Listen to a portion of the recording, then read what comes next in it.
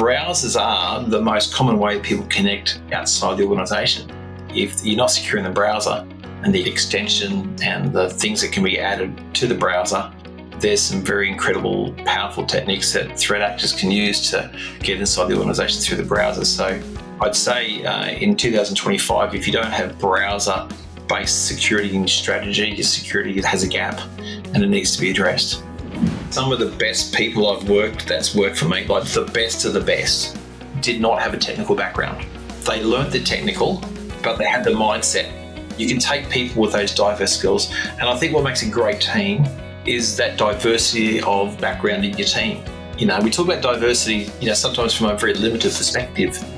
I'm just absolutely thrilled that I can use my time and my skills to help people who are unwell, help people who need to be protected, help people who rely on us to protect their information, and also to ensure that the organisation can provide the services. And so for me, it's one of purpose rather than financial reason that I work in the healthcare sector, because it does allow me to feel a little better about myself and to use my skill now to protect people.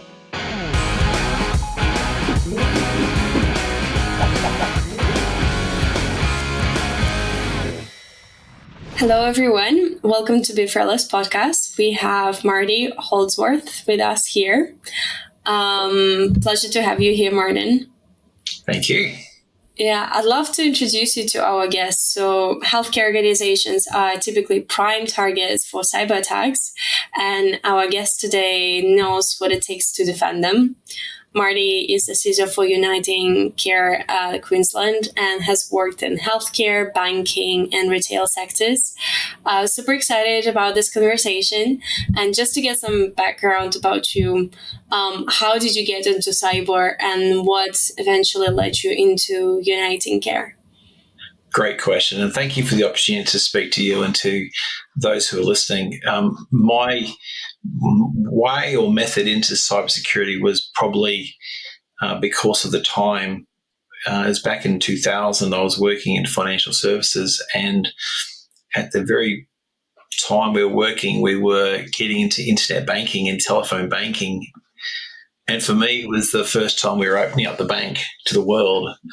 Previously, the bank was branches and ATM machines, and all of a sudden we were opening it up. So I needed to learn, and I needed to understand the internet and what would a bank operating in an internet presence look like. And I had to learn security to do that. I was the senior leader in the organisation, and I needed to ensure that I understood the concepts, the principles, the frameworks, the regulations to protect the bank. And so that's how I got into it. That was back in 2000. So that's about 25 years ago. And you know what? The principles that we learned back then are the same principles today that exist. And so that's how I got into it. And I've been very fortunate to have worked across different organisations in security. I've worked in retail and financial services and now healthcare. I've worked in consulting organisations and I've provided advice as a consultant. I've worked in multi-service providers and various service providers, systems integrators, outsourcing companies. So I understand that side, and I've even done a little bit of time in the product world. So as a CISO, I'm very fortunate to have worked in both, the internal role of security. I've done the consulting role. I've done the systems integrator role. I've done the outsourcing role, and I've done the small step in the product world. So it gives me that full experience to see it in a 360 degree rather than just in a single way. Wow. Yeah, I think so many people I speak to, whenever you speak about what does CISO do, the role is so broad and so different, whatever organization you go into and whatever path you choose to take. And it's very interesting how it seems like the whole internet led you to where you are today, because if not be, then you would be just, I guess, in banking. And so interesting. Was it difficult later on to pivot into healthcare, and how important do you think domain knowledge is? It was I've had this attitude where I say yes to opportunities, and I've found it very enriching in my career to have a yes attitude. So when opportunities were presented to me, rather than say no because I hadn't done them before, or rather than avoid them out of fear of maybe failing, I've had this mindset, you know what, that sounds interesting. Why don't I try it? And it was, again, a long time ago. I was doing security in the healthcare sector, and I just felt connected. I felt as though I was now using my skills in a way that meant a lot to me in terms of my purposes, my values. So I'm just absolutely thrilled that I can use my time and my skills to help people who are unwell, help people who need to be protected, help people who rely on us to protect their information, and also to ensure that the organisation can provide the services. And so for me, it's one of purpose rather than financial reason that I work in the healthcare sector, because it does allow me to feel a little better about myself and to use my skill now to protect people. Yeah, I think cyber just by itself is a great field, because you feel like as a defender, and then when you do it on the top of that in the healthcare industry, this is like double feeling good from doing what you do. But do you think, how important is the domain knowledge as you go into that space? It's very important, and I'll explain why. You see, if you look at cybersecurity purely from a technical basis, it's industry agnostic. You can use those principles and those techniques and those frameworks in any industry, but to really make a difference, you need to be able to go into a hospital and you need to talk to a clinician, or you need to talk to a hospital CEO and talk about this initiative and why does that matter to the business? And so if you don't understand the business, you can't have a conversation. Secondly, you need to be able to speak in the language of the business. So rather than talk about APTs and kind of SASE and kind of concepts of security, if I can take that and translate it into a language of the business user, then now we're partnering.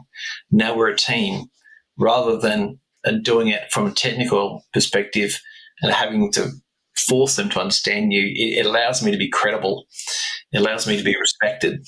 And if I can be credible and be respected, then they're going to engage in the conversation. And then if they engage in the conversation, we can really do some amazing things together. Mm. And let's say there is CISO that is considering to pivoting to healthcare industry. What are some of the tips would you tell him or her to start thinking about if they want to make this move? I'd say to them three things. I think the first thing I'd say, it's a very wonderfully rewarding industry.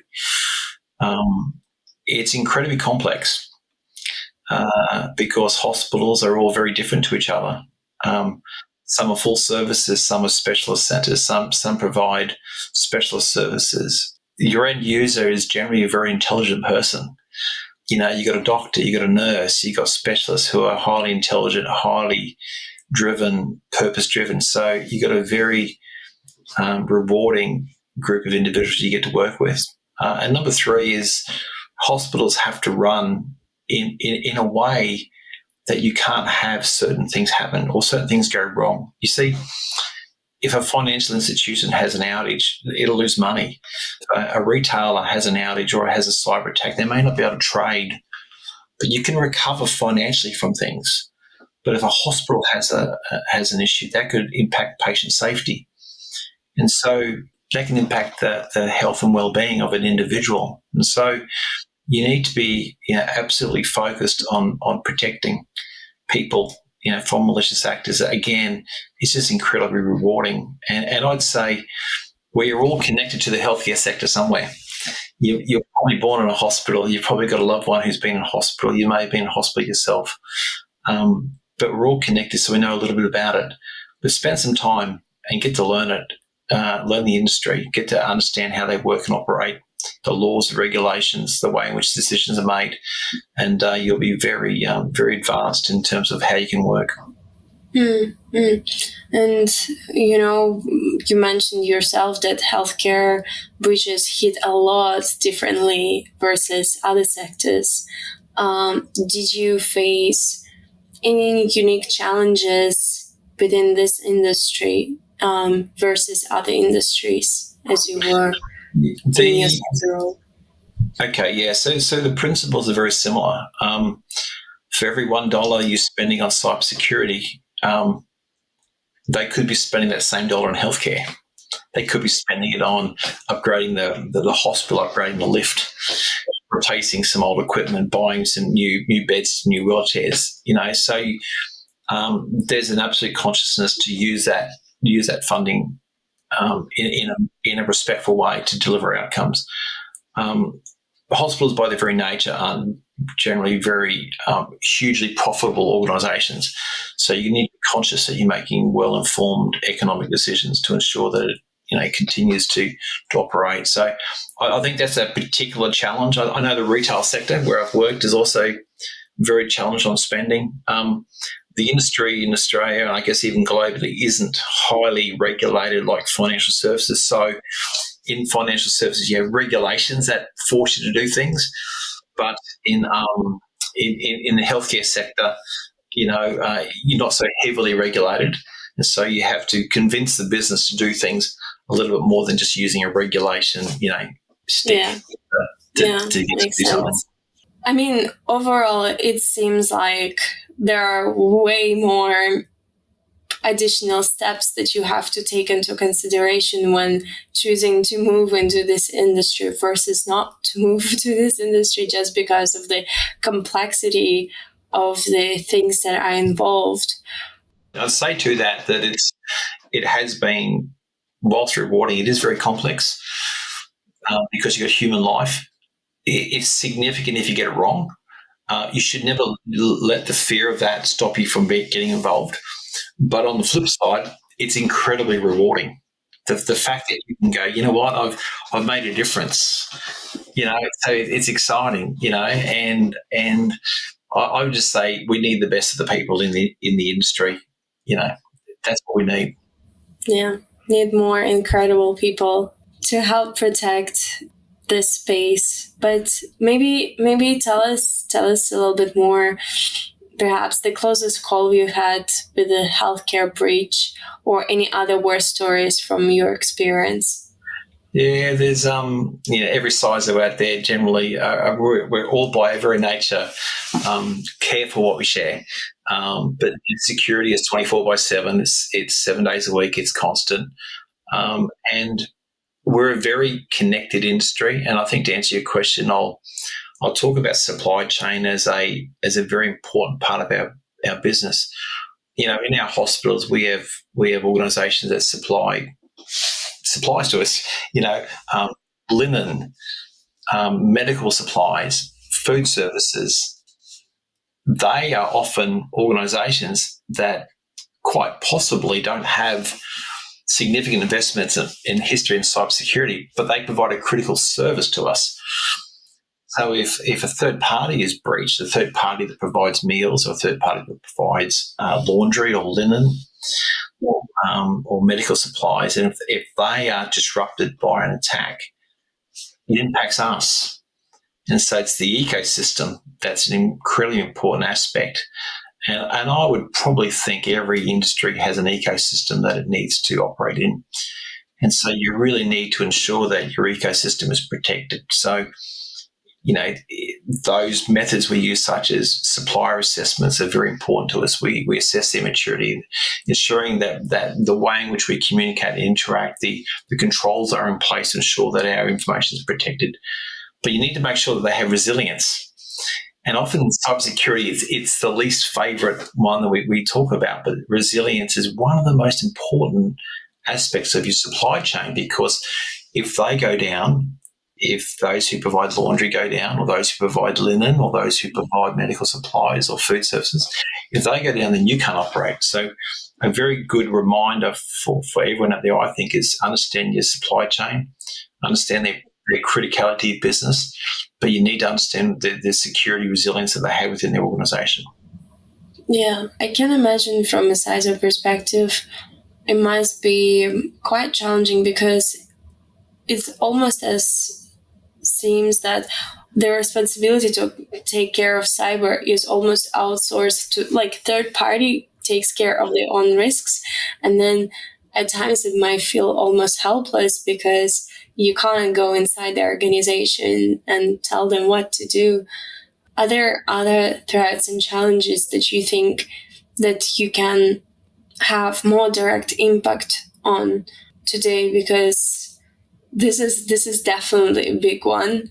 And do any others come to mind that you think people tend to overlook today? Yeah, I think there's a few things to understand here. Is it's in your best interest to ensure your supply chain is operational. The second is you need to take your business on the journey with you. It's not cybersecurity's responsibility to secure the organisation; it's the organisational responsibility. But cyber are the vehicle to make it happen. So, how do you take the organisation on the journey to understand that? Example: the importance of washing your hands to ensure that when you go into surgery that you're delivering a clinical service in a safe way. So the importance of hand washing is just as important as it is to have good and complex and secure passwords, because that's also a safety thing. And so it's about making those connections. One of the things that I love to do is I love to go into a meeting with the business, and I'll go into a room of clinicians or hospital administrators, and we'll talk about passwords. And we'll talk about how easy it is to crack a password. And I'll talk them through the technique of cracking a password. And you watch them. You're watching it very awkward because all of a sudden they now realise how easy their password is to crack. And then I talk about, well, how could you find a better way to secure a password? Well, if you can't write it down, you're not supposed to write it down, then how can you create a password that's not guessable but you remember? And so I'll break out in song and I'll sing a song and I'll get them to remember the lyric of the song. And then we talk about using the first letter of the lyric of that song. And I'll talk to them about, what was your wedding song? What was the song that you remember when you were finishing high school? What was that number one hit? Have that song in your mind and kind of use that. And so all of a sudden now you're teaching them. So again, that's another really important aspect of how can you secure your business. Just get your users to not just do compliance training, but actually teach them methods and ways to do things more securely. And you do that by not sitting in your office. You do that by getting out and doing that in the business with them. That's probably the second example that I would say is a very meaningful way to make major change within the business. Yeah, and it's way more engaging versus telling someone you should be doing this and you shouldn't be doing that. You just show the way, because oftentimes we assume that everyone knows that it's such a common sense, but things that are common sense in security are not necessarily common sense for people that are actually doing the business. So all of these examples are so great. Thank you. And when people go to work each day, they don't think about what's the security process I need to follow. They're there to do a job. We just want to make sure that they can do their job in a safe and secure way. Yeah, exactly. And we know that browsers today account for most of employees' screen time. And I'm just curious, how has it shaped the security strategy within organizations that you worked across? It's a great question. I appreciate the significance of that. Traditional security started with protecting the perimeter. It started with firewalls and perimeter-based controls. This idea that if I build a really big fence around my house or my organisation, as long as someone can't jump over the fence, that we're safe. But security's moved on from that to be more of internal controls to make sure that what's happening inside the house is secure. So browsers are the most common way people connect outside the organisation. They open up their browser and they go out. So they go out to the internet and the internet comes back through the browser. So whilst we can have our security controls around phishing, we have the perimeter stuff, we can have the application level of security, we can have identity access management, we can do all those things to make sure that everything is protected and they're all important. But if you're not secure in the browser, and the extensions and the things that can be added to the browser, there's some very incredible, powerful techniques that threat actors can use to get inside the organization through the browser. So I'd say in 2025, if you don't have browser-based security in your strategy, your security has a gap, and it needs to be addressed. Yeah, and what do you think are some of the biggest threats when it comes to browser? Because the attack surface is so large. Like, what are some things that you think people should pay close attention to within the browser? I think two things for me. Firstly, users, because we all have mobile phones and people download apps, people can get caught up into a way of working or living and operating. And when they get to work, they want the browser extension, the toolbar, the plug-in that they use at home to play games or to order food or to do whatever. And they don't understand the security risk of that. So when they go to work, if the browser's not locked down, they may want to install a toolbar. The other one that I'm really, really concerned about is they sign in to their work browser with their Gmail account.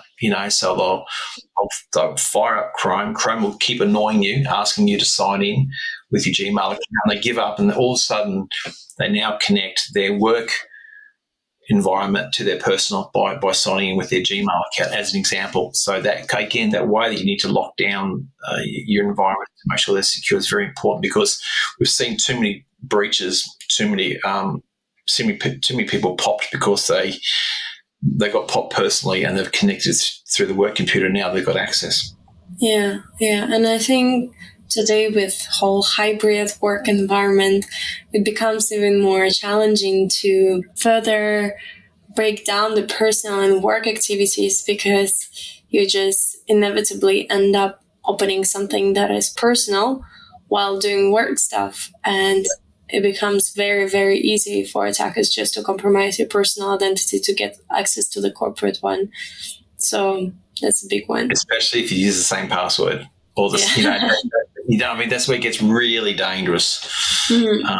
And again, I think we've done a bad job. I think with good intent we did the right thing, but because we've taught people not to write down a password. Passwords have got simple because you've got to remember them, and then people can't remember because we say use a unique password. Well, who's going to remember 97 unique passwords in their brain? They won't. So people use the same basis of a password, both personally and professionally. Again, now you're connecting your professional environment to your personal. Again, I think we've done it with good intent. We didn't want them to write it down, but I think maybe we should have taught them to move from that to use password managers as a better way to manage your password. I think we've been promoting that as an industry, but it still hasn't caught on. Yeah. This is probably needs to be changing a lot, and AI right now really simplified the process of phishing a certain individual, and I feel like they really got that force way stronger right now with the help of AI, that we need further enhance our at least password protection. And there are so many ransomware attacks that were happening in the past, targeting healthcare industries. And we recently did a disclosure around browser native ransomware. Right. Or how attackers exploit identity-based attacks to gain access. How serious do you think the same ransomware threat to you and other CISOs operating in this industry? Look, it's I appreciate you've written that report and released it, and it's very timely. I mean, the threats are constant. In Australia, where I'm based, we've seen attacks on major companies, like the really, really big ones. They're attacking call centers. They're taking advantage of gaps in maybe call center processes to exploit and get a credential of a super user or of an admin. So we're seeing that happen. We're getting advice around big attacks on, your telcos of the world, your airlines, your big businesses because of their very rich data set. That's the business they're in, and disruptive. It's concerning. The methods are evolving, and they're very good at it. And they evolve and they improve. And so I think for me, it's something you need to be constantly vigilant about and constantly investing in improving and improving your controls, both your technical controls, but also your business controls, and also your human controls around those as well, and deal with them as an ecosystem. Yeah, I think it's absolutely crucial today to unite all the forces of CISOs and really discuss what are the bigger threats that are coming out and what are the better ways that we can protect today. Marty, I wanna talk a little more about your leadership and how you're building security culture within the companies that you're working in. I know that you've been involved in Griffin University as a board member. How does academia's view of cybersecurity differ from the reality of the private sector? It's a great question, and thank you for pivoting to that. I mean, I was very passionate and involved in the university, and universities are they're academically focused, which is important. Discovery, finding new things, innovative ways to solve problems. They're very good at that. They don't necessarily focus on the implementation of that and understand the commercial aspect of that and the organizational control. So I think that there needs to be a strong partnership between universities and industry. And I think industry recognises that, and I know the universities do. And I think that the better you can get them together. For example, if industry could say to the university, here's 5 wicked problems, here's 5 things we need fixed, then they could focus their research on that. So I think it's incumbent on industry. But secondly, where industry typically fails universities is universities come up with very good ideas, with new thinking, and then industry doesn't pick it up. So again, industry needs to be more involved as well. The other part of it that I find really hard is universities tend to operate a little more slower, a lot more conservatively. Industry seems to be more focused, quicker, maybe higher risk. And industry is not looking for perfection. We're not looking for the perfect idea. We're just looking for a better idea. Yeah. So I think they're very different beasts, but they can work together as an ecosystem. Yeah, I think typically you don't see it that often. I think I've spoken to a few people in the industry that come from academia, and it certainly helped them to shape their approach, like more methodology-driven thinking when it comes to making certain decisions. And in the future, we do certainly need more integration of universities and their research and the cyber industry itself. We've got to be. It's interesting. We've got to be careful though, and this is what I find is someone can go to university and they could do an undergraduate bachelor's degree, then they could go do their masters and a few more years in masters, then they could go to a PhD, and they become a doctor of cybersecurity. But they haven't spent one day in operations.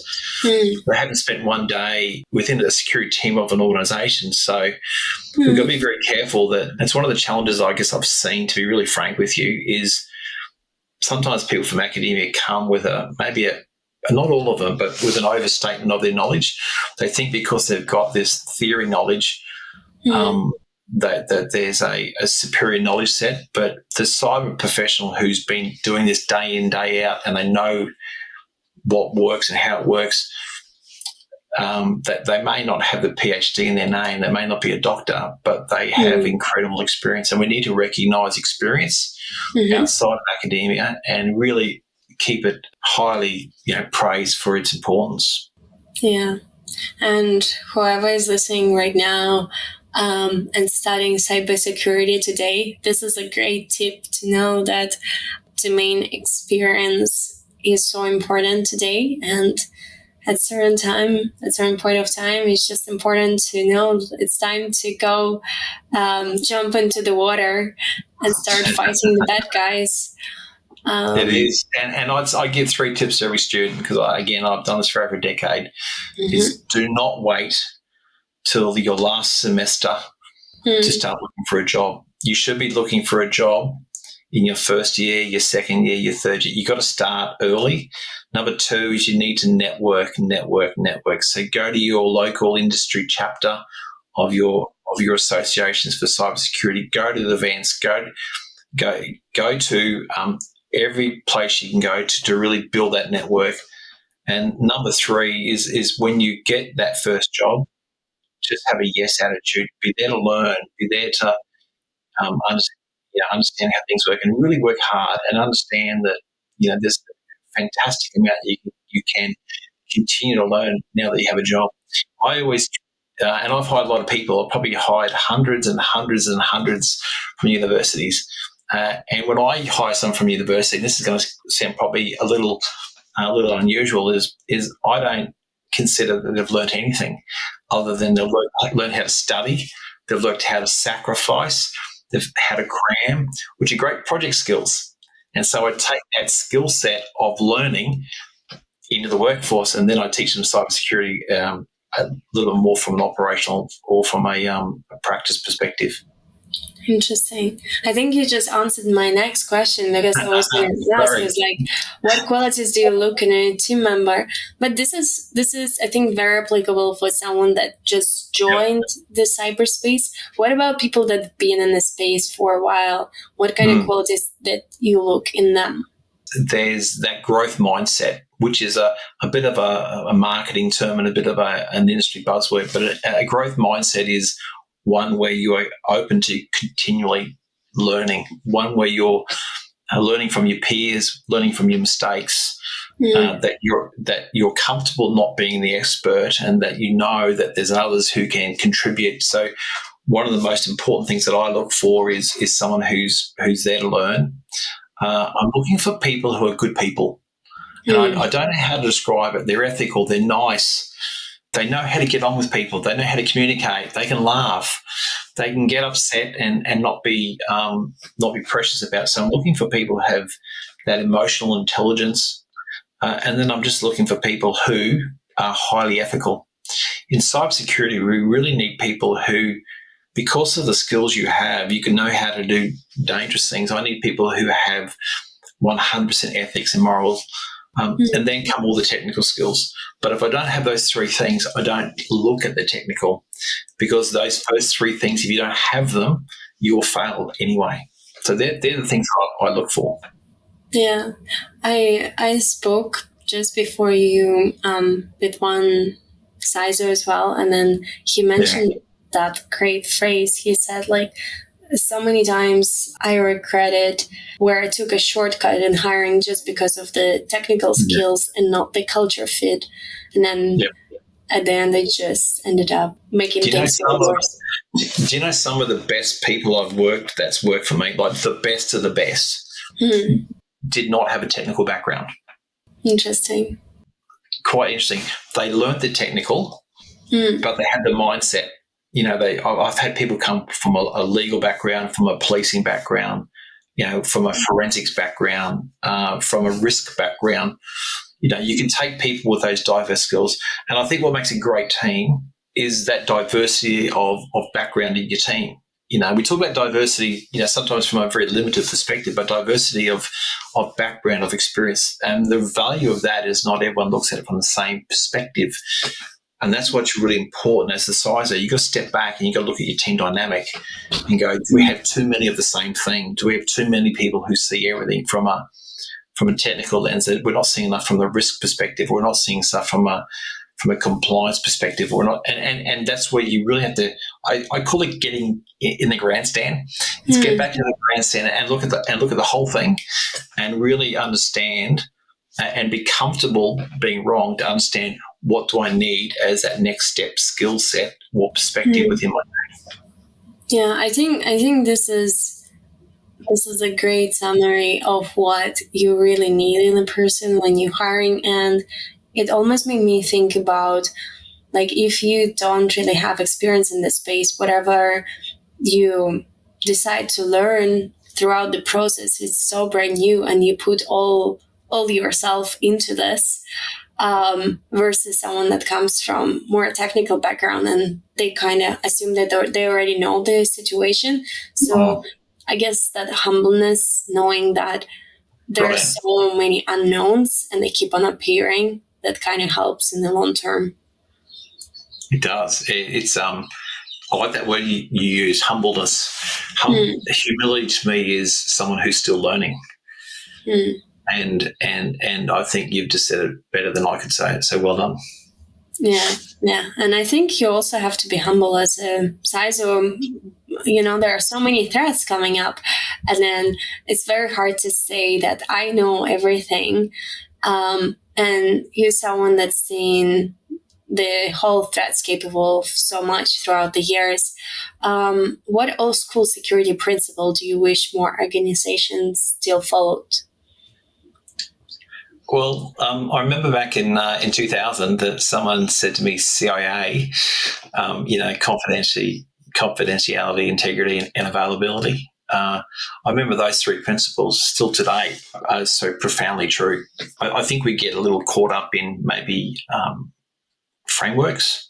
NIST is a great framework. ISO is a framework. There's frameworks for very specific industries, and frameworks are good to inform you.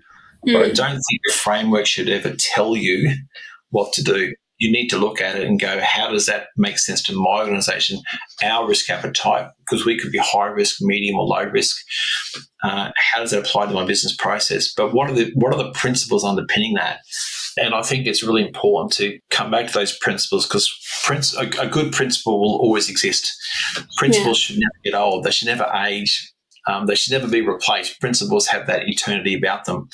And I think those old styles of principles of AAA or CIA should be used, far more commonly than kind of the compliance frameworks that we tend to use now. Yeah, they should be put on a sticky note and never be removed. Oh, isn't that good? We should put it as your background on your screen. Yeah, great tip. Marty, we have this little tradition on our podcast where typically our previous guest would ask question to the next guest. So our previous guest asked this question. It's quite tricky. When he asked it, I was like, oof. But feel free to interpret it the way you want to interpret it. Sure. So many security leaders today face a choice: build AI capabilities internally or invest in existing tools. If you were to build an AI capability in-house, what steps or approach would you take? That's a fantastic question, and it's, I think, a relevant question to every CISO today. We're in the middle of this episode called AI. This is not one of those situations where it's in the past and we can look back with experience and go, this is what I learned, this is what it was. So we're in it, living it. This is version 1. We're living in that first release. I think what's incredibly important is we look at it from 3 different perspectives in building that AI capability. It's understanding your risk appetite towards it. To what degree are we willing to use AI as part of our business process? For example, is AI just merely a productivity tool? Is it really being used just to help us write sentences and paragraphs? Or is it more than that? Are we going to allow AI to make decisions in our business that, say, a clinician would make? That's a very significant conversation to have. So I think you really need to understand that risk appetite. And as part of that, you need to understand your governance model as a second. What is ethical decision-making within our business? How do we use AI ethically? Where are we allowed to use it? Where are we not allowed to use it? What should we avoid? And taking the organisation on the journey. And the third is, I think there's some dangers we need to think about. And I'll give you a very common example that I teach people. If you fed your AI machine false information and limited information, as an example, if 10 people said that they drive from this city to that city, and you ask AI, how shall I get to that city? It only knows about the 10 people who've driven their car between those 2 cities. it wouldn't consider those who's flown or could have trained. So AI won't consider what it doesn't know. And so what you need to be understanding is how we're going to be enriching AI and actually ensuring that if we're going to rely on its advice, that it has the right information, or conversely, when it gives us advice, what is the limitation of the information? So I think they're the three things for me that are top of mind, is that risk appetite, which is very understanding ethical decisions and where we use it and where we won't. And third is understanding really what its limitations and capabilities are. I think they're the three things for me. How do I go? No, it was excellent. It was excellent summary. I mean, it involves so many variables, and at the end of the day, it's just inevitable not to include all of these variables when you make such a major decision within the organization, especially the tool that consumes so much of internal information. So I think overall it was a great summary. And on the last point, when you mentioned that it doesn't take into consideration people that took the train or flown to another city, I think this is where human element really kicks in, because we still need that creativity in decision making. And that's in a way where we don't become 100% replaced by AI. But I think it's very great summary. Thank you. Yeah. What question would you like to ask to our next guest? My question I like to ask them is about leadership. So my question is, what advice would you give to yourself 20 years ago from where you are now?